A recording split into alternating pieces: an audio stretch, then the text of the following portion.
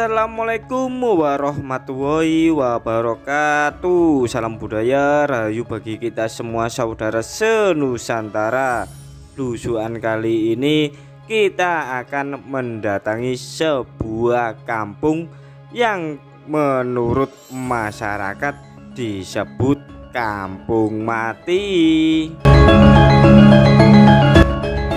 Lokasi kampung yang akan kami datangi ini memang cukup jauh dari kampung tetangganya atau kampung yang penuh keramaian. Lokasinya pun memang berada di tengah hutan dengan medan yang cukup ekstrim. Sebelumnya kami mohon maaf karena video kali ini banyak goyangan-goyangan ya dikarenakan jalan menuju kampung mati, terutama di kampung-kampung pedesaan ini banyak yang rusak, berlobang-lobang, makanya seperti goyangan janda. Kami sengaja tidak menstabilkan kamera kami agar kalian bisa ikut merasakan guncangan-guncangan hebat saat berkendara melewati jalan pedesaan ini. Memang sih sepanjang perjalanan kami ini banyak aspal yang terkelupas dari dasarannya. Mungkin semoga tahun depan jalan pedesaan di wilayah ini semulus paha janda. Kembali ke poin utama, yaitu menuju ke kampung mati yang berada di tengah hutan, dikelilingi oleh sungai-sungai besar. Maka tak heran kampung yang akan kami datangi ini memang terisolir, sehingga itu menjadi salah satu alasan kenapa penduduknya enggan tinggal berlama-lama di kampung tersebut. Lambat laun maka mereka pergi meninggalkan kampung kelahirannya dan saat ini menjadi kampung mati. Bahkan menurut informasi yang kami peroleh, di kampung tersebut tidak mendapatkan instalasi listrik dari PLN, namun masyarakat di kampung tersebut menyalurkan listrik di kampung tetangga dengan membawa kabel sendiri yang jaraknya cukup jauh. Sedangkan warga yang kurang mampu, mereka dalam penerangan di rumahnya hanya menggunakan lentera dari minyak tanah. Namun untungnya di kampung yang akan kami datangi ini sudah ada sumber mata air bersih, sehingga untuk memenuhi kebutuhan air minum, mandi, memasak sudah tersedia. Bagi kalian-kalian yang penasaran akan lokasi kampung yang akan kami datangi ini, atau yang masyarakat sebut dengan kampung mati, ikuti terus perjalanan kami ya, karena di dalam Google Map ataupun di dalam peta tidak ada. Bila kalian pengen datang ke lokasi kampung yang akan kami datangi ini, silakan ajak salah satu warga yang mengetahui lokasinya, karena lokasinya ini banyak jalan percabangan serta medannya cukup berat. Tak hanya medan hutan, namun juga area persawahan. Untung saja kami diantar sama bapak-bapak yang ada di depan kita ini, karena apabila tidak diantar pastinya kami akan kesasar, karena ini bukan tempat kami. Menurut informasi pula, kami mendapatkan kabar bahwa di kampung yang akan kami datangi ini juga dulunya pernah ada bangunan pondok pesantren. Namun sayangnya santri-santrinya sudah hilang entah kemana, ataupun mungkin bisa jadi pindah ke pondok pesantren yang lebih ternama. Tepat di pertigaan depan kita ini nantinya kita akan berbelok kanan. Kalau belok kiri menuju kampung-kampung yang lumayan jauh. Namun untuk menuju Kampung Mati kita harus melewati jalan Rabacor yang sempit seperti di hadapan kita ini. Coba kalian perhatikan di sebelah kanan kami ini banyak sekali tiang-tiang penyangga kabel. Nah, seperti inilah masyarakat Kampung Mati yang menyalurkan sumber energi listrik desanya ke kampung yang lainnya. Nah, sekarang kita sudah transisi jalan dari mula jalan Rabacor, sekarang jalan tanah, yang mana saat musim penghujan jalan ini sulit dilewati kendaraan roda 2 maupun roda 4. Padahal jalan ini merupakan akses jalan satu-satunya menuju ke Kampung Mati yang akan kami datangi ini. Coba kalian bayangkan apabila anak-anak kalian ataupun anak didik kalian saat berangkat ke sekolah melewati jalan ini di musim penghujan. Mungkin mereka nggak jadi berangkat sekolah karena terpleset sehingga baju mereka penuh lumpur. Tepat di ujung mata kita ini atau yang kalian lihat sudah tampak pepohonan hutan, dan disitulah batas pintu masuk menuju Kampung Mati yang berada di tengah hutan, dan kini tidak ada penduduknya sama sekali. Meski tidak ada penduduknya, namun di kampung tersebut masih ada sisa-sisa peradaban kehidupan yang dulunya sangat ramai, guyub rukun agawe santosa. Beberapa ratus meter kita akan memasuki kawasan hutan yang mana kita ini sudah meninggalkan area persawahan, dan tepat di hadapan kita ini merupakan jalur atau jalan menuju ke Kampung Mati. Di sini merupakan batas area persawahan, serta batas wilayah hutan.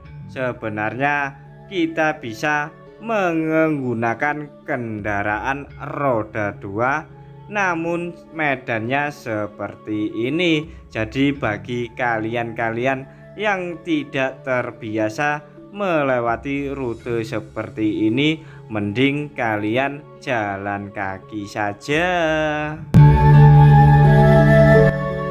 Menurut informasi, jalan menuju Kampung Mati ini kita harus melewati 2 jembatan. Yang pertama, melewati jembatan permanen yang mana kendaraan roda 2 bisa melaluinya. Namun yang terakhir, melewati jembatan dari bambu, sehingga harus dilewati dengan jalan kaki. Kalian cukup mengikuti jalan setapak menuju ke Kampung Mati, dan bila malam hari di sekitar sini sudah ada penerangan jalan umum yang kabelnya atau listriknya disalurkan di kampung yang jauh. Dulu di jalan inilah sering orang berlalu lalang, terutama saat pagi dan sore hari, yang mana keceriaan anak-anak sekolah berangkat melewati jalan ini. Namun kini tak ada orang yang melewati jalan ini karena seluruh penduduknya telah tiada. Dulu di Kampung Mati ini sering terdengar lantunan-lantunan santri-santri membaca kitab suci Al-Quran. Bahkan kumandang azan pun sering berkumandang di setiap jam-jam waktu sholat. Namun kini sudah tidak ada aktivitas seperti itu. Semoga kedepannya ada lantunan azan dan ngaji. Kampung Mati yang akan kami datangi ini memiliki sejuta cerita, sejuta kenangan bagi penduduk kampung tersebut. Mungkin bagi para penonton yang pernah mendatangi lokasi Kampung Mati ini, silakan komen di bawah video ini. Selanjutnya kami akan meneruskan perjalanan. Nah, perjalanan ini kita menelusuri hutan dengan jalan kaki, yang mana ini jalan dulu yang sering digunakan masyarakat desa Sumbulan untuk melakukan aktivitas sehari-hari, entah itu pergi ke sekolah, entah itu pergi ke pasar, ataupun bertani. Mereka melewati jalan setapak seperti ini dengan medan perbukitan dan dikelilingi hutan jati serta bambu ya. Ini lokasinya memang di area perbukitan ini, jauh dari pusat keramaian maupun pusat perbelanjaan, bahkan pusat kesehatan pun juga cukup jauh, sehingga masyarakat sini kalau ke pasar itu bisa sampai 2 minggu sekali ataupun seminggu sekali. Namun bila ada yang sakit itu sampai ditandu.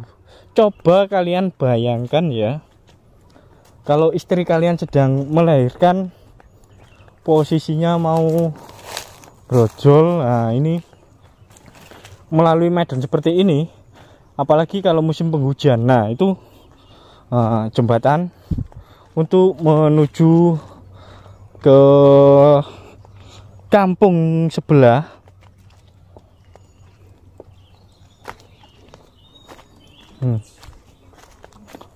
Melalui kampung sebelah atau jalan menuju ke arah kampung-kampung yang ramai. Nah, ini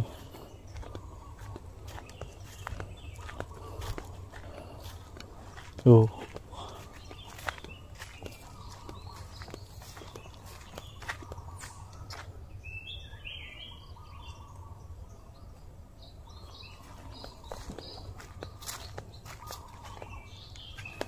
Oh, ini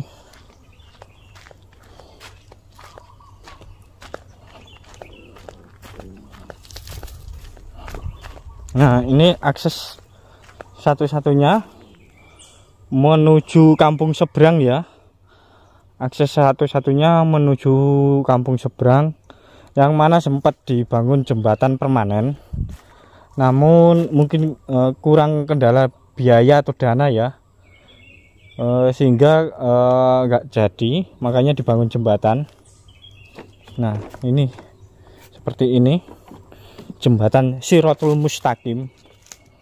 Aduh. Nah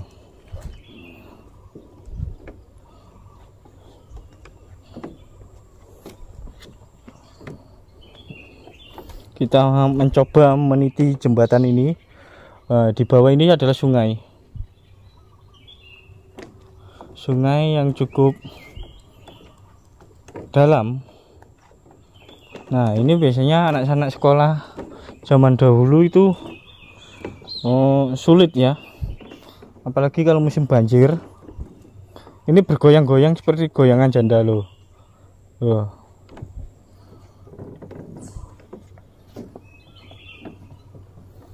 Ini mengerikan ini sekali ya, bergoyang-goyang ini.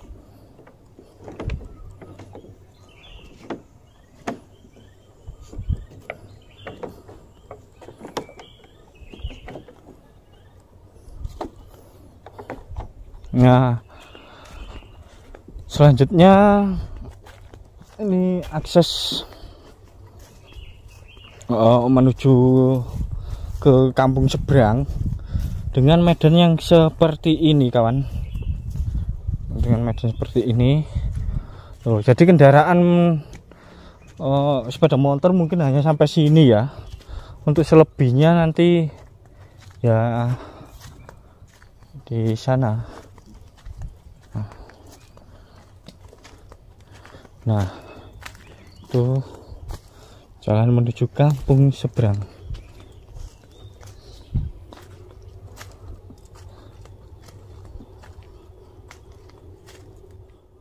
Nah ini salah satu rumah dari kampung Sumbulan. Lokasinya memang di pematang sawah, dekat pematang sawah milik masyarakat. Namun sudah sejak lama kampung ini ditinggalkan penghuninya. Nah ini tampak rumah masyarakat desa Sumbulan ini yang sudah terbengkalai, sudah lapuk ini ya, sampai ditumbuhi rerumputan. Sebenarnya cukup luas ya, cuma akses jalannya saja yang kurang memadai infrastrukturnya, sehingga ditinggalkan penghuninya. Selanjutnya kita mencoba melihat area sini, keliling sini, yang konon katanya juga ada sebuah pondok pesantren, sisa-sisa kejayaan atau kehidupan kampung di Sumbulan ini dengan medan yang seperti ini. Nah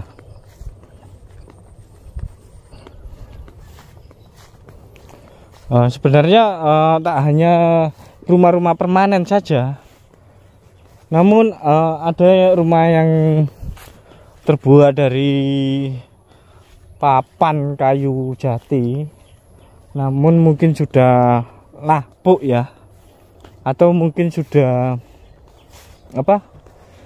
dia ambil sama pemilik rumah. Nah, ini rumah limasan ya, rumah limasan. Di situ juga ada sumur. Nanti kita coba lihat tuh.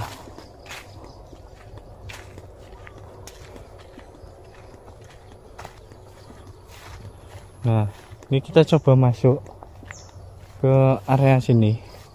Assalamualaikum lah.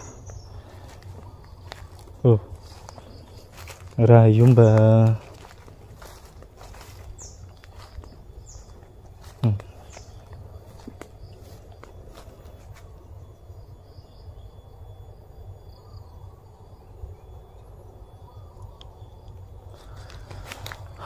Nah, ini rumah-rumah limasan ya.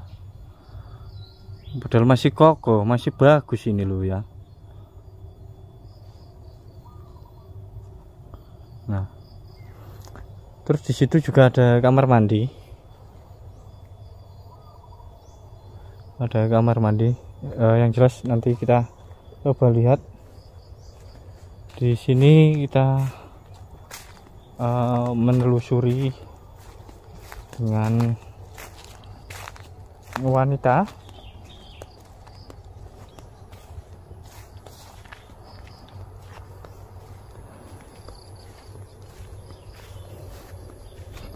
Nah, mungkin itu ya di depan bangunan, bekas bangunan pondok pesantren.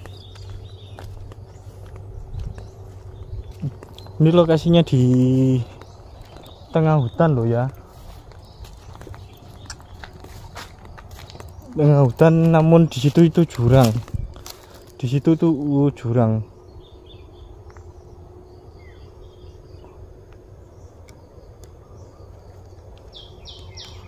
Nah, ini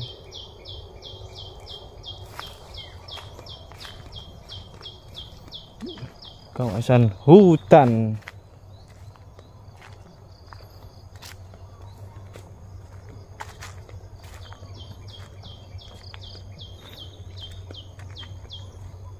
Ini sawo kecil ini ya.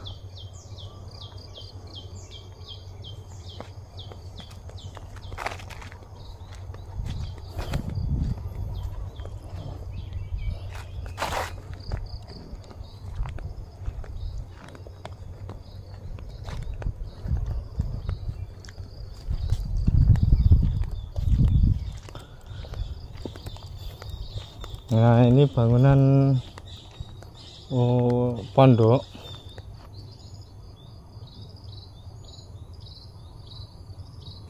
Bekas pondok para santri-santri yang datang ke sini.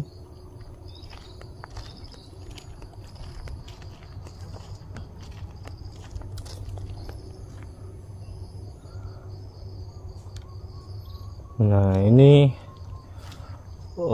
bambu-bambu mungkin mau bangun rumah terus nggak jadi nih ya.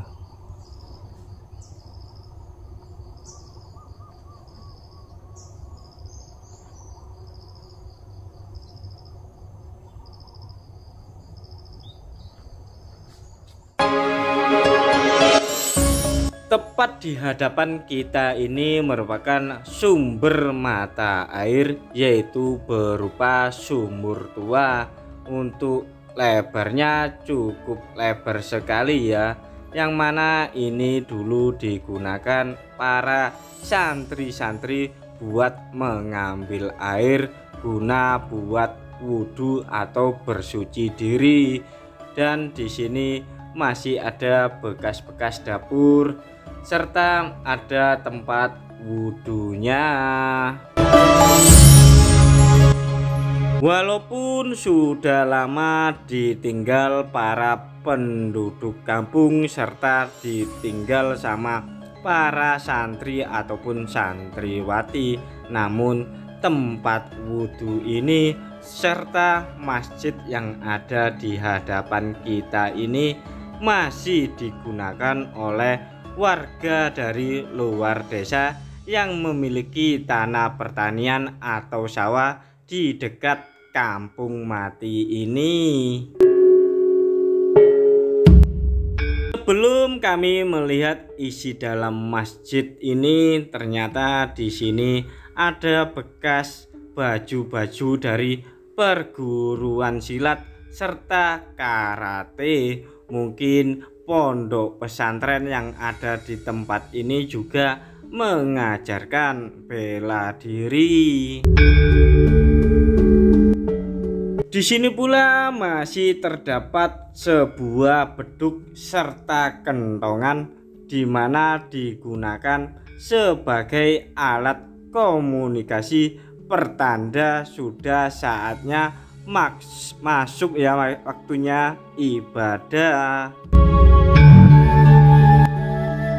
Perlahan-lahan langkah kami memasuki kawasan dalam masjid.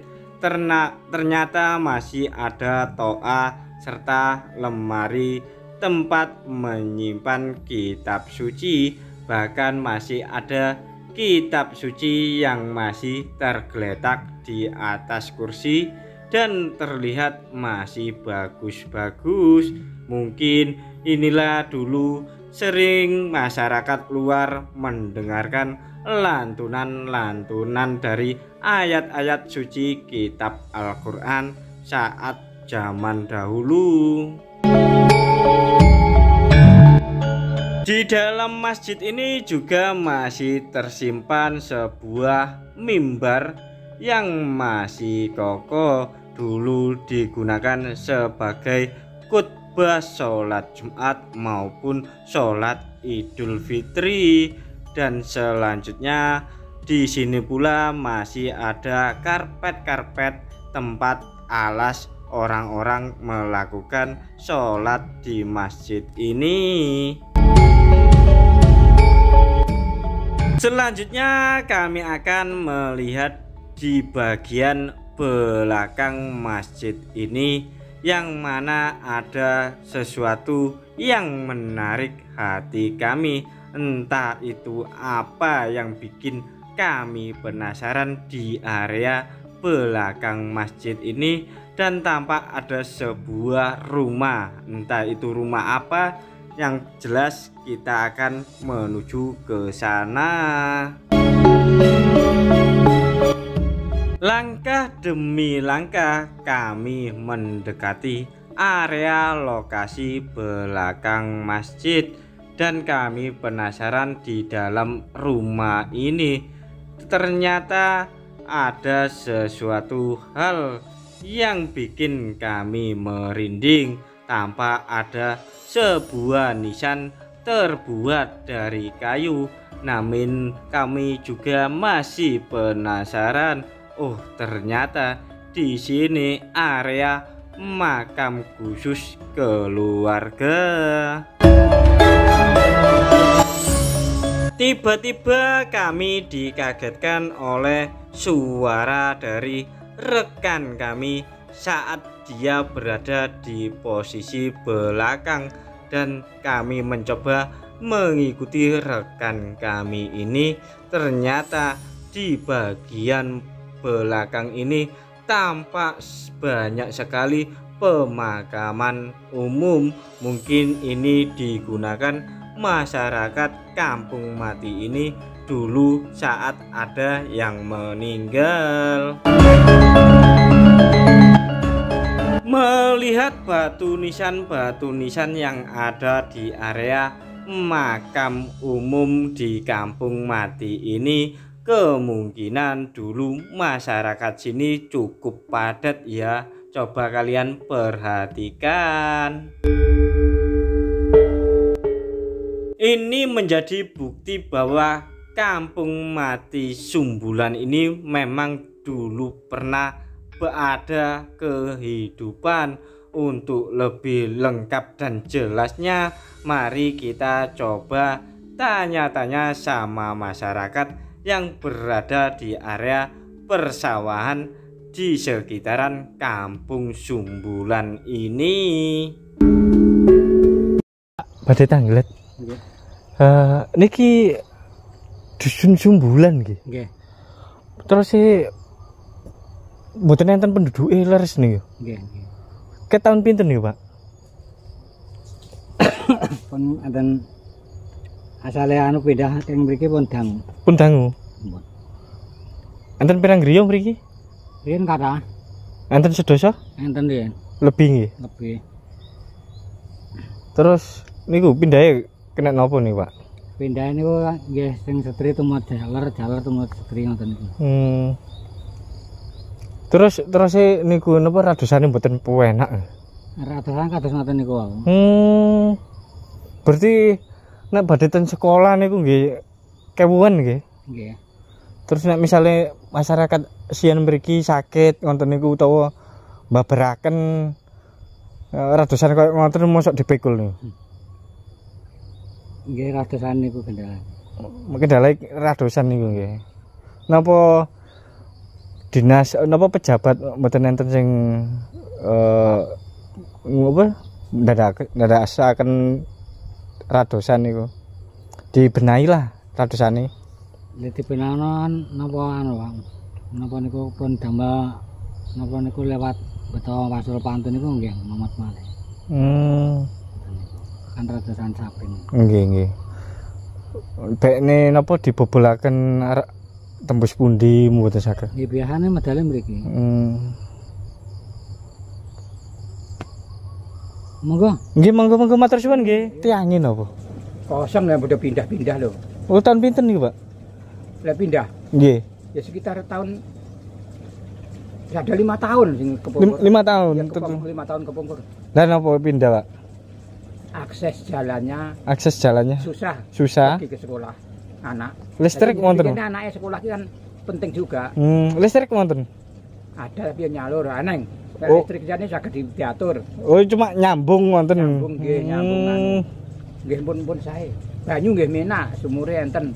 Cuma radosan kali listrik nggih. Kalih ya sing otomatis dalane kuwi. Nggih. Mriki apa nek saking peken niku tebih napa, Pak? Ya biasalah yang peken itu biasa. Tapi kan jalan-jalan buntu nggak ada penerusnya. Itu cuma gaduk itu wis. Kudu balik rene neh. Nggih.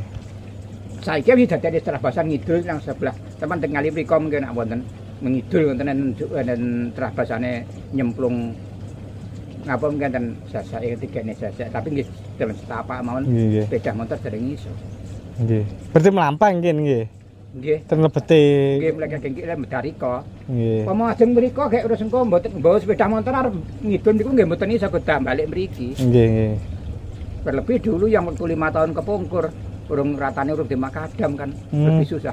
Berarti tasih breset-breset nggih. Nggih, izin banget. Napa malih nek beke enten tiyang sakit utawa Lek omah enten mriku nggih kedah medal mriki, nek sakit kan pun mboten enten omah. Lah nggih siyen paling berarti nek enten tiyang napa sakit niku berarti dipikul nggih. Nek pas radosane mboten penak ngoten nggih. Nggih. Nggih susah katene.